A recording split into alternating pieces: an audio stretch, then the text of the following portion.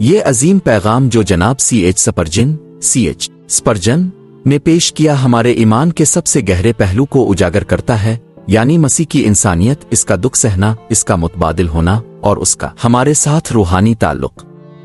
نیچے اسی پیغام کا اردو ترجمہ پیش کیا جا رہا ہے، جذباتی اور روحانی انداز میں تاکہ سننے والا اس کی گہرائی کو محسوس کر سکے۔ ایک، مسیح کی حقیقی انسانیت کا نشان، فرشتے پیاسا نہیں ہوتے۔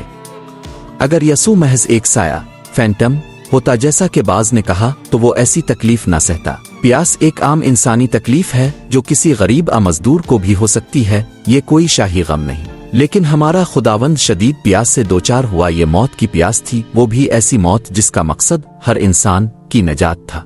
پس ہمیں محبت سے یہ محسوس کرنا چاہیے کہ ہمارا خداوند کتنا قریب ہو گیا ہے۔ جب کبھی ہم بیماری یا بخار میں مجھے پیاس لگی ہے کہتے ہیں تو جان لیں کہ یہ مقدس الفاظ ہیں، کیونکہ ہمارے خداوند نے بھی یہی کہا تھا۔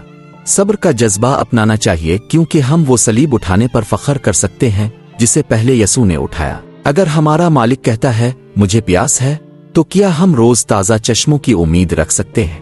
ہمیں انکار اور تکلیف سے گریز نہیں بلکہ اس کا استقبال کرنا چاہیے تاکہ ہم اس کے نقش قدم پر چلیں۔ جب ہمارا خداوند مجھے پیاس ہے کہے تو کیا ہم اپنی عیش و عشرت پر شرمندہ نہ ہوں؟ 2، اس کی تکلیف دہ قربانی کی علامت۔ میرے خدا تاو نے مجھے کیوں چھوڑ دیا؟ یہ روح کی اذیت ہے۔ مجھے پیاس ہے جسم کی اذیت کو ظاہر کرتا ہے۔ دونوں تکلیفیں ضروری تھیں کیونکہ گناہ کا عذاب روح و جسم دونوں پر اثر انداز ہوتا ہے۔ گناہ کا موجودہ اثر پیاس ہے، یعنی روحانی بے سکونی۔ مسیح گناہگار کی جگہ پر یہ پیاس برداشت کرتا ہے تاکہ وہ اس انجام کی علامت بنے جو گناہ لاتا ہے۔ جیسے ہی اس نے کہا مجھے پیاس ہے اور سرکہ چکھا، فوراً پکارا، تمام ہوا، اور یوں ہمارا نجات دہندہ اپنے آخری دشمن کو شکست دے چکا تھا۔ 3، انسان کے رویے کی تصویر۔ یہ اس بات کا ثبوت ہے کہ انسان فطری طور پر خدا کا دشمن ہے۔ جدید خیال یہ ہے کہ انسان بہت عظیم اور خود کو بہتر بنانے کی کوشش میں ہے، لیکن بائبل کے مطابق ابتدا میں اس کے لیے سرائے میں جگہ نہ تھی اور آخر میں پانی بھی نہ ملا، صرف سرکہ۔ کیا ہم نے بھی کبھی اس کو سرکہ نہیں دیا، اپنے گناہوں سے اس کو رنجیدہ کیا؟ ہماری بہترین دعائیں اور نیکیاں بھی گناہ سے آلودہ ہوتی ہے۔ 4، اس کے دل کی پیاس کی روحانی تشریح۔ اس کا دل انسانوں کی نجات کے لیے تڑپ رہا تھا۔ اس نے بچپن میں ہی فرمایا، کیا تم نہیں جانتے کہ مجھے اپنے باپ کے کام میں ہونا چاہیے؟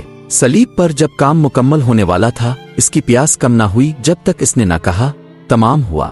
وہ اپنی قوم کی محبت کا پیاسا ہے۔ ساعہ 5 میں اس کی شکایت ہے کہ اس نے انگور چاہے مگر الفاگی ترش پھل۔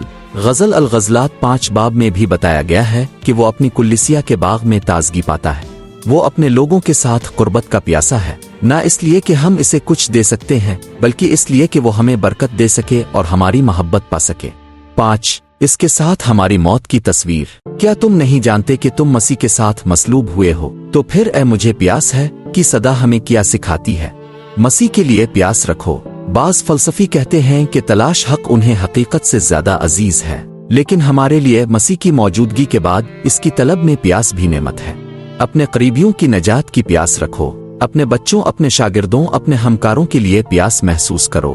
اپنی روحانی پاکیزگی کی پیاس رکھو، راست بازی کی بھوک اور پیاس رکھو، کیونکہ تم بھرے جاؤ گے۔